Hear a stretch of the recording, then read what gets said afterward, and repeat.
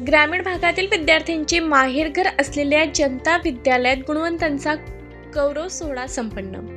सातपुड्याच्या पायथ्याशी वसलेल्या जामोद येथील जनता विद्यालयात वार्षिक पारितोषिक वितरण व गुणवंत विद्यार्थ्यांचा सत्कार समारंभ 3 जानेवारी रोजी अत्यंत उत्साहात आणि चैतन्यमय वातावरणात पार पडला.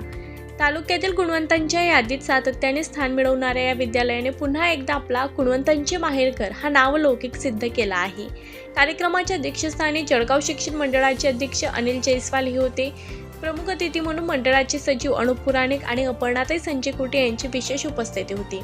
कार्यक्रमाची सुरुवात महासरस्वती आणि क्रांतीज्योती सावित्रीबाई फुले यांच्या प्रतिमा पूजनाने झाली. मुख्याध्यापक आर.बी. राजपूत यांनी विद्यालयाच्या प्रगतीचा आढावा सादर करून पाहुण्यांचा परिचय करून दिला.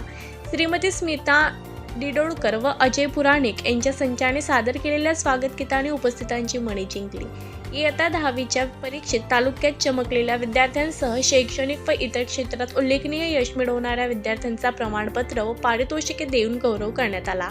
याप्रसंगी जळगाव शिक्षण मंडळाचे संचालक तथा पर्यवेक्षक अभिजित कुलकर्णी, जनता प्राथमिक विद्यालयाचे मुख्याध्यापक श्रीकृष्ण अंबडकर आणि सनशाईन प्री स्कूलच्या प्राचार्य तेजस्विनी घाटे यांची प्रमुख उपस्थिती होती.